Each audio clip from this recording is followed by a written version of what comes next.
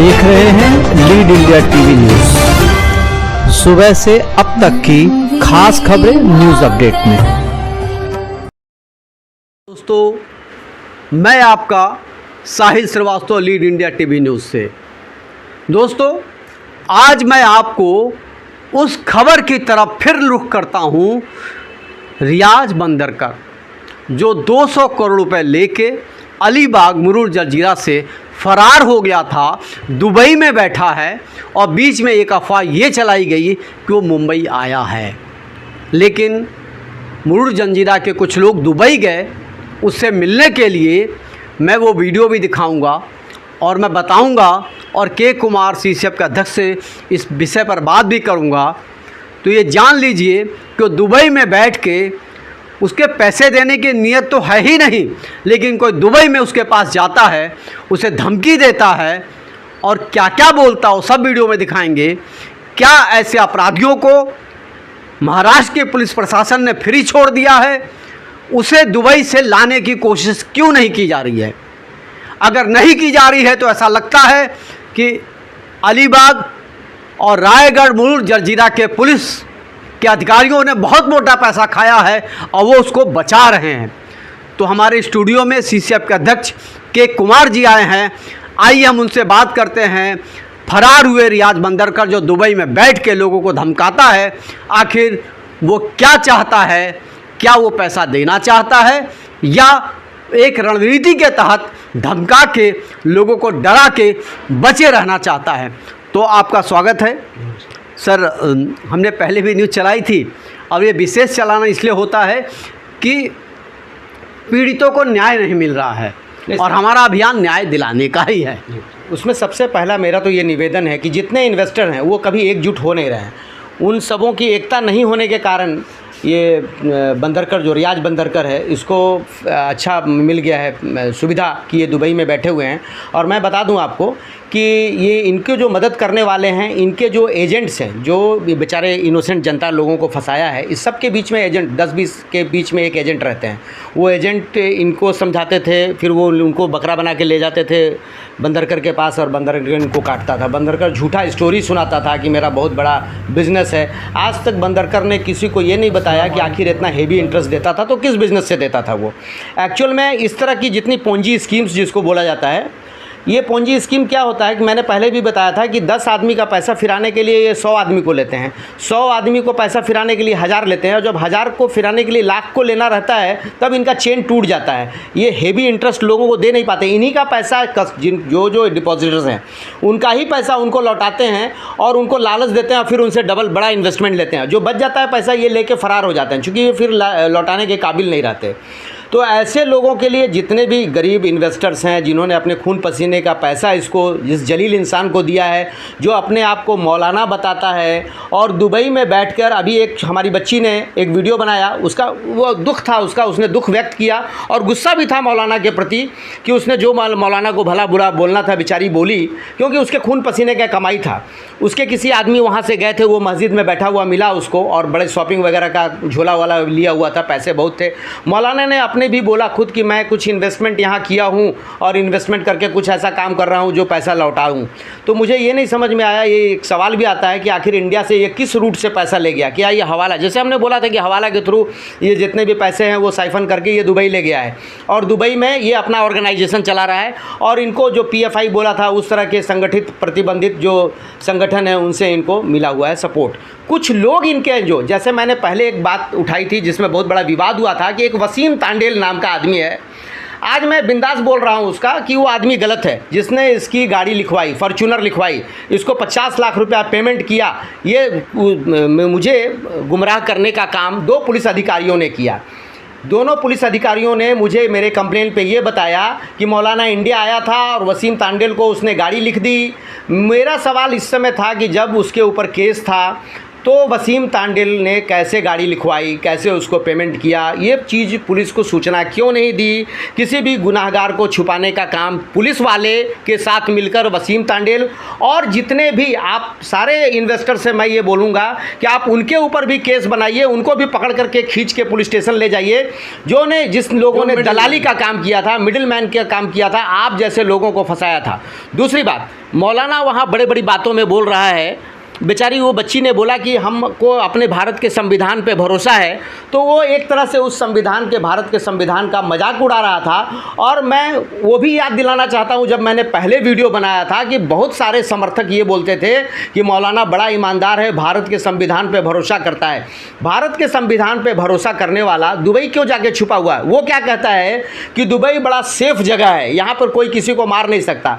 मैं इस हरामजादे कुत्ते मौलाना से ये पूछना चाहता हूँ कि कमीने, लूटने के लिए तुझे भारत बहुत अच्छा लग रहा था और लुटेरों को छुपाने के लिए दुबई तुमको बहुत अच्छा लग रहा है। क्या दुबई का नाम तू बदनाम कर रहा है? क्या दुबई इसी के लिए है कि सारे लुटेरों को संरक्षण दे? वो तेरी हिम्मत, ऐसा मत सोच कि भाई दुबई से तुझे लाया नहीं जा सकता। दुबई से बंदी प्रत्यार्पण संधि है हमारे देश का, हम लोग बहुत आसानी से ला सकते हैं, लेकिन लाने में सिर्फ एक ही बाधा हो रही है कि जितने डिपॉजिटर हो रहे हैं वो एक साथ जमा नहीं हो रहे हैं।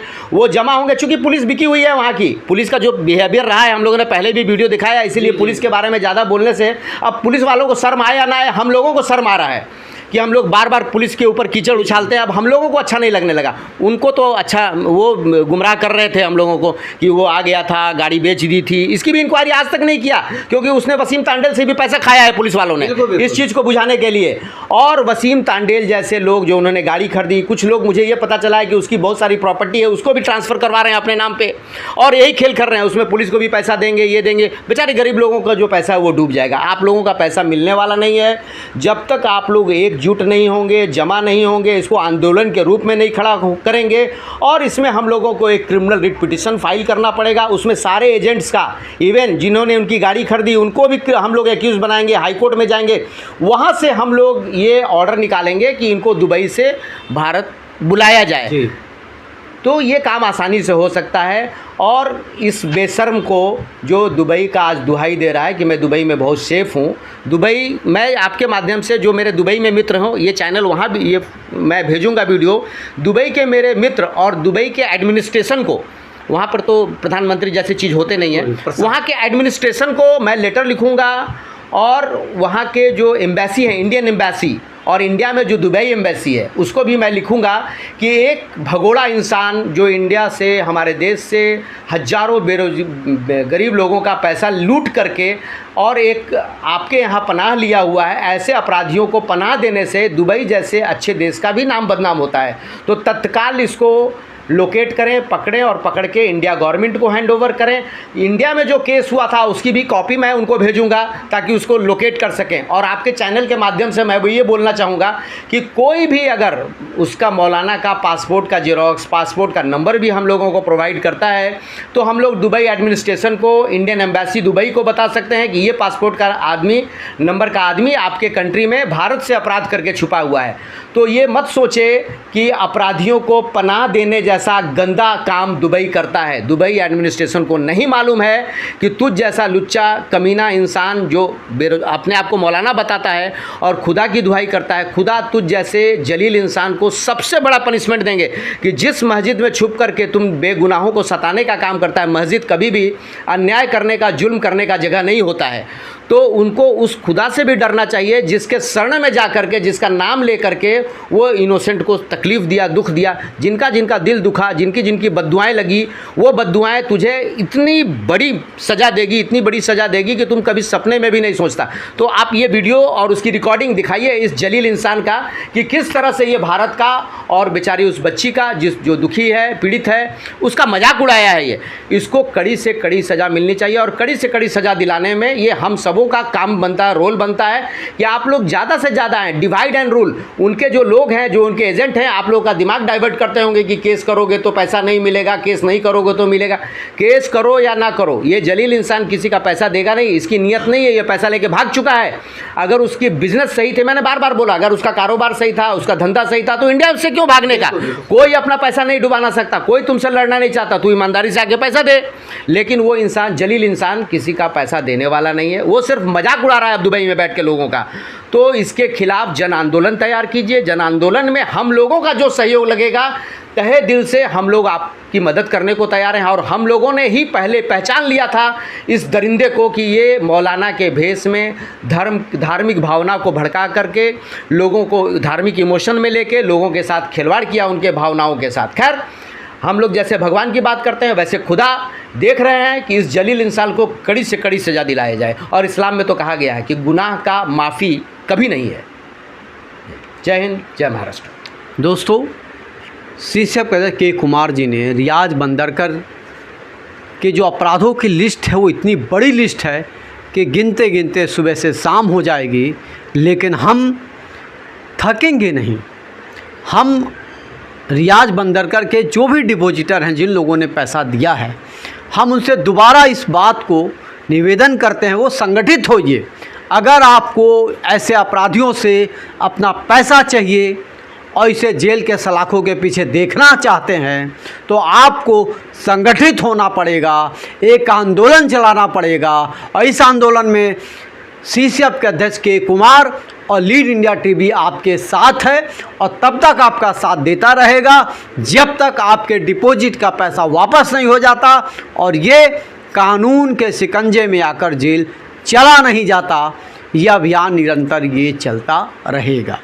जी, कुछ लोग मुझे विदेश से, कुवैत से, सऊदी अरब से भी फ़ोन कर रहे हैं। जैसे एक बेचारे पीड़ित ये हैं, जिनका फ़ोटो मैं दिखाना चाहता हूँ। इन्होंने मुझे सारा डिटेल भेजा है। ये इंडिया से भागने के बाद वहाँ पर भी 1 महीने में डबल, 2 महीने में डबल, ऐसे बहुत सारे इंडिया में, मतलब महाराष्ट्र से बाहर को, यूपी में, बिहार में जो लोग वहाँ नौकरी करते हैं, उन लोगों को भी बड़ा प्रलोभन दे करके चीट किया है। तो जल्द से जल्द हम लोग कोशिश कर रहे हैं कि वहाँ भी FIR दर्ज करवाएँ इसके खिलाफ़। तो दोस्तों, ये दुबई में बैठकर जो अपने आप को सोचता है कि मैं बहुत सुरक्षित हूँ, तो ये जान ले कि अब दुबई के प्रशासन को इसके चीटिंग के कारनामों को उजागर किया जाएगा। जब तक पीड़िता, जो पीड़ित लोग हैं, उन्हें न्याय नहीं मिल जाता, तब तक ये अभियान चलता रहेगा।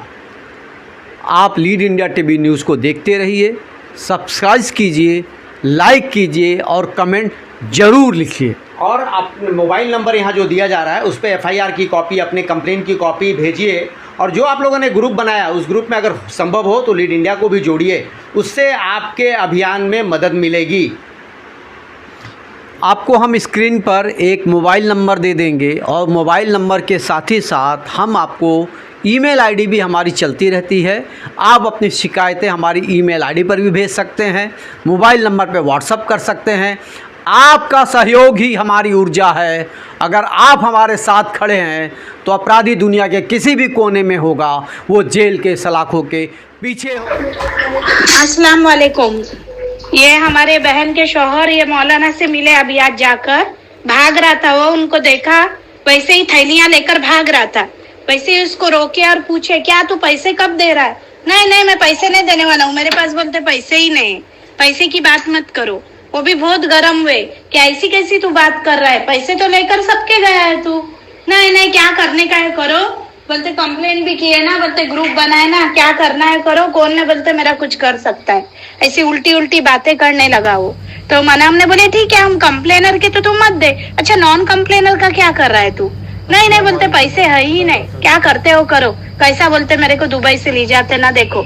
यानी इसका मतलब उसके हाथ बहुत आगे पहुंच चुके हैं। उसकी नीयत पैसे देने की ही नहीं, पैसा पूरा दबा कर बैठा है। मना हमने बोले 2 ड्यूटी फ्री के थैलियां थे और पैसे भी अच्छे खासे उसके जेब में नजर आ रहे, देखो वीडियो में भी। इसीलिए इधर मुरूड के मुरूड में कुछ भी नहीं होने वाला है। सबको SP ऑफिस जाके ये वीडियो भी सामने रखते हैं दुबई कुछ दूर नहीं है, इंशाल्लाह उसको वहां से पकड़कर इधर लाना ही पड़ेगा। उसने कानून को एकदम हल्के में लिया है कि बिल्कुल मेरा इन लोग कुछ भी नहीं करेंगे, मेरे पास दबा के पैसा है, मैं इधर आराम से दुबई में अपनी जिंदगी गुजारूंगा। तो वैसा करने इसको बिल्कुल भी देना है नहीं। उसको बहुत कुछ बोले मनाम नहीं, लेकिन उस पर जरा सा भी कोई फर्क नहीं पड़ा है, जरा सा भी वो टस से मस नहीं हो रहा है बंदा। क्या करने का अभी बोलो ग्रुप में कि उसकी इतनी हिम्मत कैसे बढ़ी, क्या करने का अभी? ऐसा तो उसको नहीं छोड़ सकते ना। आराम से बोलते उधर रह रहा है, नमाज को जा रहा है, डेली उन्होंने ऑब्जर्व किए और आज जाके वो टाइम पर उसको पकड़े। और भी एक दो फ्रेंड्स को लेकर गए थे, वो भी इन्वेस्टर है, जो बाजू में बैठे हुए ना वो भी इन्वेस्टर है। हर चीज की उनको मालूमात है, ग्रुप बना, ऐसा हुआ वैसा हुआ। अभी क्या करने का बोलो? आप लोग तो सब बड़े भी है और तजुर्बा आप लोग को ज्यादा है, क्या करने का बोलो, कैसा करने का? अभी तो इलेक्शन भी सब खत्म हुए, अभी क्या कब एसपी ऑफिस जाने का, कब क्या करने का, सब जरा ग्रुप में मालूम करो। जज़ाकल्लाहुल खैर। अस्सलाम वालेकुम। आप पहचाने होंगे, मौलाना बोलता हूँ। वो कल जो मनाम ये साजिया के जो बहन के शायद शोहर है वो ना हमारे नबील भाई के शायद साड़ू है, जाहिद भाई जो है कादरी, इसके भाई, वो पहले से वो भी जानते मुझको, ऐसा कि नहीं कि मैं नहीं पहचानते। और अच्छे से मैं नमाज पढ़ के बाहर आ रहा था तो मस्जिद से बाहर निकलती है उनकी मुलाकात हुई। मेरे हाथ में फोन था, मैं किसी से बात कर रहा था, तब तक रुके हुए थे।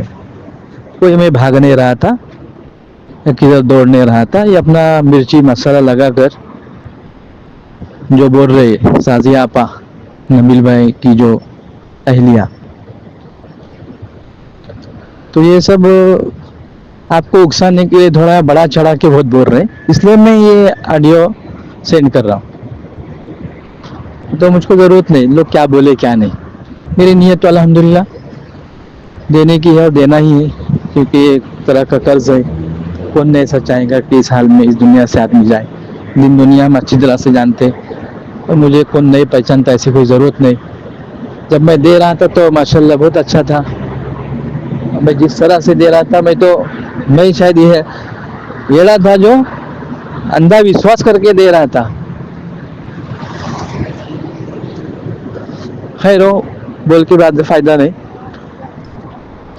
जब तक दे रहा था तो मौलाना बहुत अच्छे थे, है ना। और अभी कुछ मसले पैदा हुए, कुछ हालात आए, तो आप सुन रहे किस तरह से लोग उसका मजाक कर रहे हैं। खैर आज उनके दिन है, इंशाल्लाह मेरे भी दिन आएंगे, तब मैं एक एक को बोलूँगा किस तरह से बोलना और क्या क्या बोलना है। अभी नहीं बोलता, अभी तो मेरी नीयत है कि मैं जिनके लिए, जो मेरे साथ है, जिनको मुझसे एक आस है, उम्मीद है, उस उम्मीद को लेकर मैं यहाँ एक तरह से लड़ रहा हूँ, कोशिश कर रहा हूँ, मेहनत कर रहा हूँ कि मेरा काम, इस काम में मैंने यहाँ पैसे रखे डाले हैं तो काम हो जाए। मनाम ने भी अच्छी तरह से मेरे पार्टनर को मैंने जब फ़ोन किया तो उसको भी सुनाया, देखो क्या बोल रहे क्या नहीं, उसको भी ये बात कटी और वो हंसते बोलते वो लोग गए, ऐसे पूछे नहीं न कोई ऐसा कोई झगड़ा न कोई फसाद। बल्कि जब इन्होंने फ़ोन किए तो ये जो ऐसी शुरू हो गई जैसे 26 जनवरी की तकरीर, वो जब भी फ़ोन करते तो इनको फ़ौरन संविधान फ़ौरन याद आता है। ऐसा लगता है दिन भर संविधान की किताब पढ़ते हैं। फिर वो भी पढ़ते रहो, कुरान भी पढ़ते रहो बोलो, क्योंकि आपकी ज़बान भी ज़्यादा अल्हम्दुलिल्लाह और अल्लाह के ज़्यादा से ज़्यादा ये बहुत आता है। हमको इस पर कोर्ट पे भरोसा है, हमको संविधान पे भारत के भरोसा है, तो हमको क्या भरोसा नहीं? अब हमको कौन सा पाठ पढ़ रहे? हमके बीजेपी वाले, कांग्रेस वाले ऐसे हैं नहीं। वो एक तरह का जैसा सियासी मुद्दे पर कोई बात करता है ऐसे बात करते हैं। तो जब भी बात करेंगे तो उनको फौरन संविधान याद आता है। हाँ, और ऐसे बातें बना के फेंकेंगे कि शायद वो ब्रेडली भी सुनेंगे तो ज़्यादा मुस्कुराएगा। बहुत ज़्यादा फेंकते हैं कि वो ड्यूटी फ्री की थैलियाँ लेके आ, ड्यूटी फ्री की थैली ज़रा जहाँ दुबई में रहते हैं इनको पूछो, फ्री में मिलते दुकान पे, पैसे नहीं लगते उसके लिए। और उसमें क्या अब कपड़े धोने की पाउडर भी डालेंगे तो तुमको क्या डॉलर और दरम दिखते क्या उसमें, कि उसमें 2 थैलियां भर के पैसे थे, कि उनकी जेब में पैसे थे, वो भाग रहे थे। कोई भागने की जरूरत नहीं, दुबई है यहाँ सबसे सेफ, यहाँ कोई टेंशन नहीं। यहाँ का कायदा, यहाँ का कानून बहुत अजीब है। यहाँ की कहावत है, बोलते अगर तुमको लगे कोई आधी रात में कोई बूढ़ा मर्द, कोई जवान औरत, कोई बच्चा, कोई भी अकेला अगर घूम रहा है और अगर वो महसूस करता है कि वो सेफ है, तो बोलते समझ जाओ दुबई में। यहाँ कायदे में रहे ये तो फायदे में, यहाँ ऐसा रहता है। अब बात जो ये कर रही थी साजिया आपा कि मनाम जरा उनको 2 लाफी मार के 2 कान के नीचे लगा, तो बोले यहाँ टच नहीं कर सकते। वो मनाम जानते अच्छी तरह से, यहाँ जोर से बात नहीं कर सकते किसी से, अब उलझ नहीं सकते। हर चीज में कायदा है यहाँ, हर जगह पे कैमरे रहते हैं यहाँ। अब किसी को कौन यहाँ परेशान नहीं कर सकता। जो कुछ है वो चीज के लिए कायदे कानून यहाँ रखे हुए। लेकिन आनी का घर नहीं, ये दुबई है साजिया आपा। आप ससुराल में इतने जोर से बोल सकते हैं या मायके में बोल सकते हैं, दुबई में नहीं चलता। दुबई में पेटी पैक करके आपको वापस आपके घर भेजेंगे। यहाँ से यहाँ रहना है तो कायदे से रहो। यहाँ का सिस्टम, यहाँ के कानून सब अजब है और बहुत अच्छे हैं।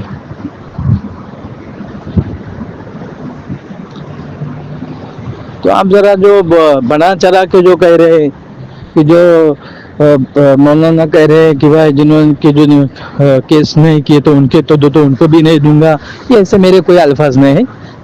मैं उनके लिए तो कर रहा हूँ जो मेरे साथ है, जिनको आस है, जिनको उम्मीद है। और इंशाल्लाह अल्लाह के देर है, अंधेर नहीं है। हालात सब पे आते, हालात नबियों पर भी आए, सहाबा पर भी आए।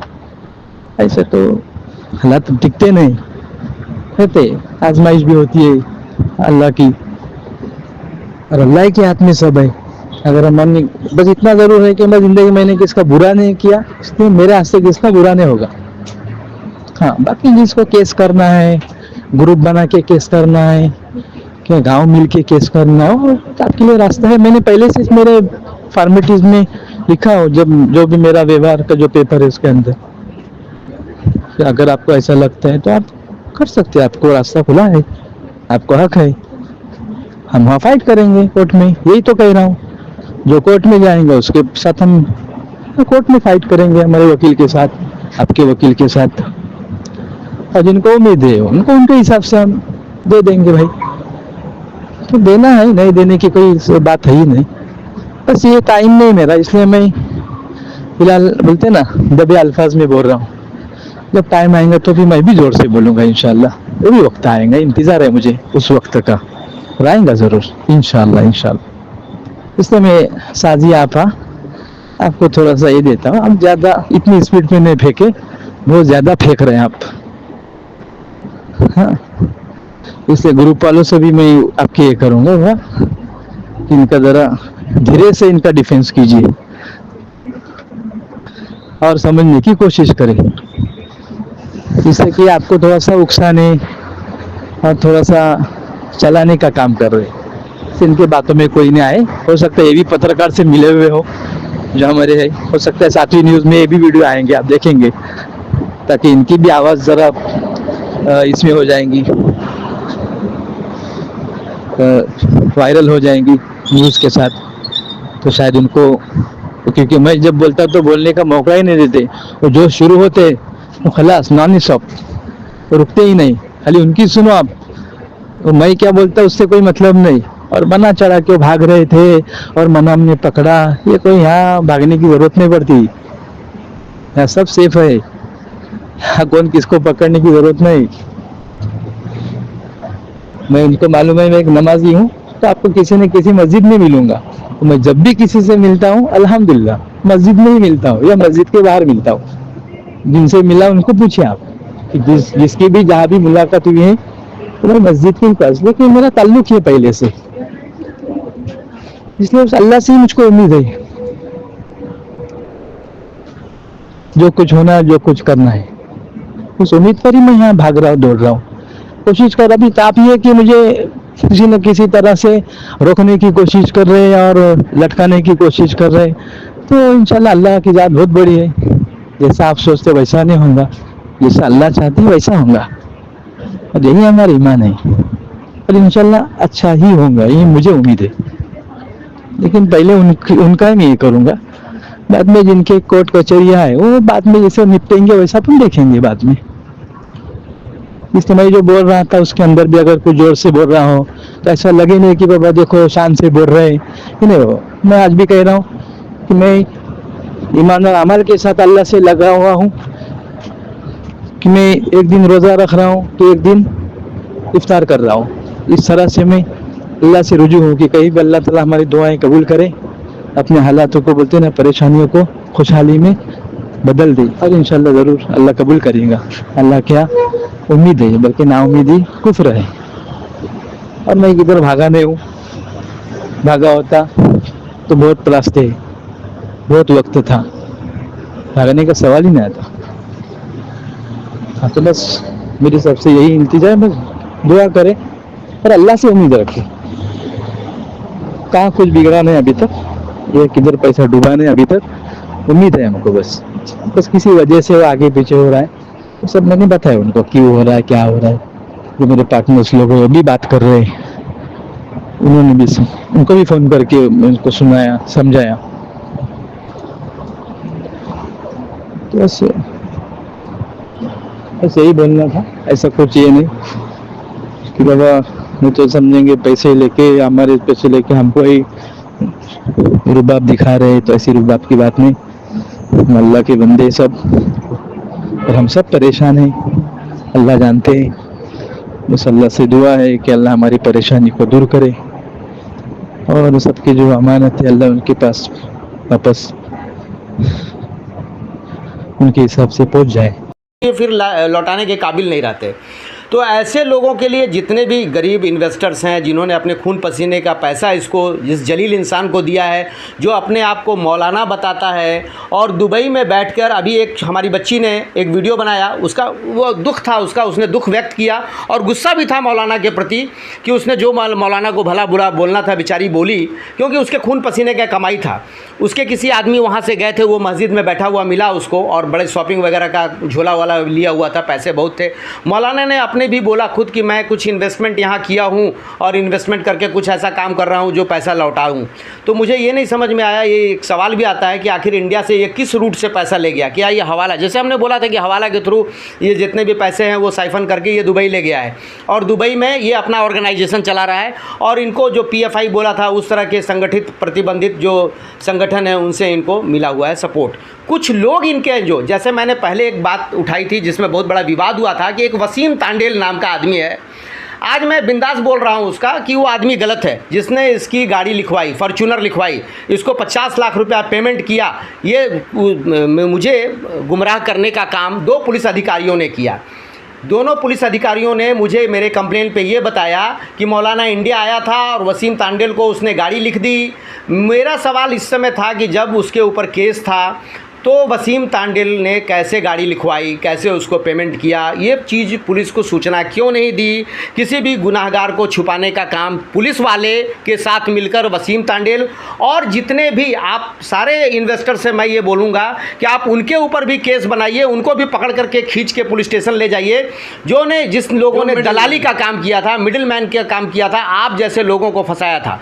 दूसरी बात, मौलाना वहाँ बड़े बड़ी बातों में बोल रहा है। बेचारी वो बच्ची ने बोला कि हमको अपने भारत के संविधान पे भरोसा है, तो वो एक तरह से उस संविधान के, भारत के संविधान का मजाक उड़ा रहा था। और मैं वो भी याद दिलाना चाहता हूँ, जब मैंने पहले वीडियो बनाया था कि बहुत सारे समर्थक ये बोलते थे कि मौलाना बड़ा ईमानदार है, भारत के संविधान पे भरोसा करता है। भारत के संविधान पे भरोसा करने वाला दुबई क्यों जाके छुपा हुआ है? वो क्या कहता है कि दुबई बड़ा सेफ जगह है, यहाँ पर कोई किसी को मार नहीं सकता। मैं इस हरामजादे कुत्ते मौलाना से ये पूछना चाहता हूँ कि कमीने, लूटने के लिए तुझे भारत बहुत अच्छा लग रहा था और लुटेरों को छुपाने के लिए दुबई तुमको बहुत अच्छा लग रहा है। क्या दुबई का नाम तू बदनाम कर रहा है? क्या दुबई इसी के लिए है कि सारे लुटेरों को संरक्षण दे? वो तेरी हिम्मत, ऐसा मत सोच कि भाई दुबई से तुझे लाया नहीं जा सकता। दुबई से बंदी प्रत्यार्पण संधि है हमारे देश का, हम लोग बहुत आसानी से ला सकते हैं, लेकिन लाने में सिर्फ एक ही बाधा हो रही है कि जितने डिपॉजिटर हो रहे हैं वो एक साथ जमा नहीं हो रहे हैं। वो जमा होंगे, चूंकि पुलिस बिकी हुई है वहाँ की, पुलिस का जो बिहेवियर रहा है हम लोगों ने पहले भी वीडियो दिखाया, इसीलिए पुलिस के बारे में ज़्यादा बोलने से अब पुलिस वालों को शर्म आए या ना आए, हम लोगों को शर्म आ रहा है कि हम लोग बार बार पुलिस के ऊपर कीचड़ उछालते हैं। अब हम लोगों को अच्छा नहीं लगने लगा, उनको तो अच्छा, वो गुमराह कर रहे थे हम लोगों को कि वो आ गया था, गाड़ी बेच दी थी, इसकी भी इंक्वायरी आज तक नहीं किया, क्योंकि उसने वसीम तांडेल से भी पैसा खाया है पुलिस वालों ने इस चीज़ को बुझाने के लिए। और वसीम तांडेल जैसे लोग जो उन्होंने गाड़ी खरीदी, कुछ लोग, मुझे ये पता चला है कि उसकी बहुत सारी प्रॉपर्टी है, उसको भी ट्रांसफ़र करवा रहे हैं अपने नाम पर, और यही खेल कर रहे हैं, उसमें पुलिस को भी पैसा देंगे, ये देंगे, बेचारे गरीब लोगों का जो पैसा है वो डूब जाएगा। आप लोगों का पैसा मिलने वाला नहीं है जब तक आप लोग एकजुट नहीं होंगे, जमा नहीं होंगे, इसको आंदोलन के रूप में नहीं खड़ा करेंगे। और इसमें हम लोगों को एक क्रिमिनल रिट पिटीशन फाइल करना पड़ेगा, उसमें सारे एजेंट्स का, इवन जिन्होंने उनकी गाड़ी खरीदी उनको भी हम लोग एक्यूज बनाएंगे, हाई कोर्ट में जाएंगे, वहाँ से हम लोग ये ऑर्डर निकालेंगे कि इनको दुबई से भारत बुलाया जाए। तो ये काम आसानी से हो सकता है। और इस बेशर्म को जो दुबई का आज दुहाई दे रहा है कि मैं दुबई में बहुत सेफ़ हूँ, दुबई, मैं आपके माध्यम से जो मेरे दुबई में मित्र हों, ये चैनल वहाँ भी, ये मैं भेजूँगा वीडियो, दुबई के मेरे मित्र और दुबई के एडमिनिस्ट्रेशन को, वहाँ पर तो प्रधानमंत्री जैसी चीज़ होते नहीं है, वहाँ के एडमिनिस्ट्रेशन को मैं लेटर लिखूँगा, और वहाँ के जो एम्बेसी हैं, इंडियन एम्बेसी, और इंडिया में जो दुबई एम्बेसी है, उसको भी मैं लिखूंगा कि एक भगोड़ा इंसान जो इंडिया से, हमारे देश से हजारों गरीब लोगों का पैसा लूट करके और एक आपके यहाँ पनाह लिया हुआ है, ऐसे अपराधियों को पनाह देने से दुबई जैसे अच्छे देश का भी नाम बदनाम होता है। तो तत्काल इसको लोकेट करें, पकड़ें, और पकड़ के इंडिया गवर्नमेंट को हैंड ओवर करें। इंडिया में जो केस हुआ था उसकी भी कॉपी मैं उनको भेजूंगा ताकि उसको लोकेट कर सकें। और आपके चैनल के माध्यम से मैं भी ये बोलना चाहूँगा कि कोई भी अगर उसका मौलाना का पासपोर्ट का जेरोक्स, पासपोर्ट का नंबर भी हम लोगों को प्रोवाइड करता है, तो हम लोग दुबई एडमिनिस्ट्रेशन को, इंडियन एम्बेसी दुबई को बता सकते हैं कि ये पासपोर्ट का आदमी, नंबर का आदमी आपके कंट्री में भारत से अपराध करके छुपा हुआ है। तो ये मत सोचे कि अपराधियों को पनाह देने जैसा गंदा काम दुबई करता है। दुबई एडमिनिस्ट्रेशन को नहीं मालूम है कि तुझ जैसा लुच्चा कमीना इंसान जो अपने आप को मौलाना बताता है और खुदा की दुहाई करता है, खुदा तुझ जैसे जलील इंसान को सबसे बड़ा पनिशमेंट देंगे कि जिस मस्जिद में छुप करके तुम बेगुनाहों को सताने का काम करता है, मस्जिद कभी भी अन्याय करने का, जुल्म करने का जगह नहीं होता है। तो उनको उस खुदा से भी डरना चाहिए जिसके शरण में जा करके, जिसका नाम ले करके वो इनोसेंट को तकलीफ़ दिया, दुख दिया, जिनका जिनका दिल दुखा, जिनकी जिनकी बद्दुआएं लगी, वो बद्दुआएं तुझे इतनी बड़ी सज़ा देगी, इतनी बड़ी सज़ा देगी कि तुम कभी सपने में भी नहीं सोचता। तो आप ये वीडियो और उसकी रिकॉर्डिंग दिखाइए इस जलील इंसान का कि किस तरह से ये भारत का और बेचारी उस बच्ची का, जो दुखी है, पीड़ित है, उसका मजाक उड़ाया है। ये इसको कड़ी से कड़ी सज़ा मिलनी चाहिए और कड़ी से कड़ी सज़ा दिलाने में ये हम सबों का काम बनता है, रोल बनता है कि आप लोग ज़्यादा से ज़्यादा हैं, डिवाइड एंड रूल। उनके जो लोग हैं, जो उनके एजेंट हैं, आप लोग का दिमाग डाइवर्ट करते होंगे कि केस करोगे तो पैसा नहीं मिलेगा, केस नहीं करोगे तो मिलेगा। केस करो या ना करो, ये जलील इंसान किसी का पैसा देगा नहीं, इसकी नीयत नहीं है, ये पैसा लेके भाग चुका है। अगर उसकी बिजनेस सही थे, मैंने बार बार बोला, अगर उसका कारोबार सही था, उसका धंधा सही था, तो इंडिया से क्यों भागने का? कोई अपना पैसा नहीं डुबाना सकता, कोई तुमसे लड़ना नहीं चाहता, तू ईमानदारी से आके पैसा दे। लेकिन वो इंसान, जलील इंसान, किसी का पैसा देने वाला नहीं है, वो सिर्फ मजाक उड़ा रहा है अब दुबई में बैठ के लोगों का। तो इसके खिलाफ जन आंदोलन तैयार कीजिए। जन आंदोलन में हम लोगों का जो सहयोग लगेगा, तहे दिल से हम लोग आपकी मदद करने को तैयार हैं। और हम लोगों ने ही पहले पहचान लिया था इस दरिंदे को कि ये मौलाना के भेष में धार्मिक भावना को भड़का करके, लोगों को धार्मिक इमोशन में लेके लोगों के साथ खिलवाड़ किया, उनके भावनाओं के साथ। खैर, हम लोग जैसे भगवान की बात करते हैं, वैसे खुदा देख रहे हैं कि इस जलील इंसान को कड़ी से कड़ी सज़ा दिलाई जाए। और इस्लाम में तो कहा गया है कि गुनाह का माफ़ी कभी नहीं है। जय हिंद, जय महाराष्ट्र। दोस्तों, शीर्षक के कुमार जी ने रियाज बंदरकर के जो अपराधों की लिस्ट है, वो इतनी बड़ी लिस्ट है कि गिनते गिनते सुबह से शाम हो जाएगी, लेकिन हम थकेंगे नहीं। हम रियाज बंदरकर के जो भी डिपॉजिटर हैं, जिन लोगों ने पैसा दिया है, हम उनसे दोबारा इस बात को निवेदन करते हैं, वो संगठित होइए। अगर आपको ऐसे अपराधियों से अपना पैसा चाहिए और इसे जेल के सलाखों के पीछे देखना चाहते हैं तो आपको संगठित होना पड़ेगा, एक आंदोलन चलाना पड़ेगा। और इस आंदोलन में सीसीएफ के अध्यक्ष के कुमार और लीड इंडिया टीवी आपके साथ है और तब तक आपका साथ देता रहेगा जब तक आपके डिपॉजिट का पैसा वापस नहीं हो जाता और ये कानून के शिकंजे में आकर जेल चला नहीं जाता। यह अभियान निरंतर ये चलता रहेगा। जी, कुछ लोग मुझे विदेश से, कुवैत से, सऊदी अरब से भी फ़ोन कर रहे हैं। जैसे एक बेचारे पीड़ित ये हैं जिनका फ़ोटो मैं दिखाना चाहता हूँ। इन्होंने मुझे सारा डिटेल भेजा है। ये इंडिया से भागने के बाद वहाँ पर भी 1 महीने में डबल, 2 महीने में डबल, ऐसे बहुत सारे इंडिया में, मतलब महाराष्ट्र से बाहर को, यूपी में, बिहार में जो लोग वहाँ नौकरी करते हैं उन लोगों को भी बड़ा प्रलोभन दे करके चीट किया है। तो जल्द से जल्द हम लोग कोशिश कर रहे हैं कि वहाँ भी FIR दर्ज करवाएं इसके खिलाफ़। तो दोस्तों, ये दुबई में बैठकर जो अपने आप को सोचता है कि मैं बहुत सुरक्षित हूँ, तो ये जान ले कि अब दुबई के प्रशासन को इसके चीटिंग के कारनामों को उजागर किया जाएगा। जब तक पीड़िता, जो पीड़ित लोग हैं, उन्हें न्याय नहीं मिल जाता तब तक ये अभियान चलता रहेगा। आप लीड इंडिया टीवी न्यूज़ को देखते रहिए, सब्सक्राइब कीजिए, लाइक कीजिए और कमेंट ज़रूर लिखिए। और अपने मोबाइल नंबर यहाँ जो दिया जा रहा है उस पर FIR की कॉपी, अपने कंप्लेंट की कॉपी भेजिए। और जो आप लोगों ने ग्रुप बनाया उस ग्रुप में अगर संभव हो तो लीड इंडिया को भी जोड़िए, उससे आपके अभियान में मदद मिलेगी। आपको हम स्क्रीन पर एक मोबाइल नंबर दे देंगे और मोबाइल नंबर के साथ ही साथ हम आपको ईमेल आईडी भी हमारी चलती रहती है। आप अपनी शिकायतें हमारी ईमेल आईडी पर भी भेज सकते हैं, मोबाइल नंबर पर व्हाट्सअप कर सकते हैं। आपका सहयोग ही हमारी ऊर्जा है। अगर आप हमारे साथ खड़े हैं तो अपराधी दुनिया के किसी भी कोने में होगा, वो जेल के सलाखों के पीछे होगा। जय हिंद, जय भारत, जय महाराष्ट्र। ये थी न्यूज अपडेट की खास खबरें। लगातार बने रहिए हमारे साथ। अब हमें दीजिए इजाजत, कल फिर मिलेंगे न्यूज अपडेट की खबरों के साथ। देखते रहिए लीड इंडिया टीवी न्यूज। जय Hind. Subscribe now and press the bell icon. Never miss an update.